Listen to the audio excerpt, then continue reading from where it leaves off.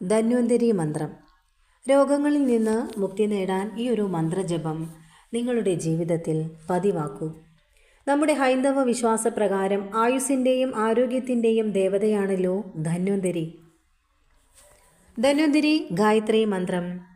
ഓം വാസുദേവായ വിദ്മഹേ വൈദ്യരാജായ ധീമഹി തന്നോ ധന്വന്തരി പ്രചോദയാത്. ശ്രീ ധന്വന്തരി ധ്യാന ശ്ലോകം ജപിച്ച ശേഷം ധന്വന്തരി മന്ത്രം 108 തവണ ജപിക്കാവുന്നതാണ്. ശ്രീ ധന്വന്തരി ധ്യാന ശ്ലോകം.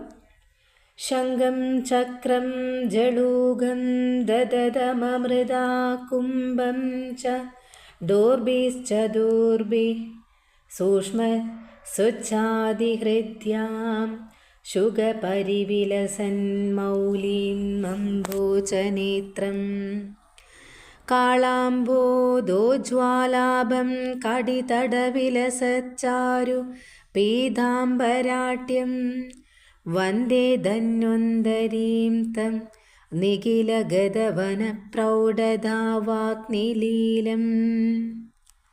ഇനി ധന്വന്തരി മന്ത്രം.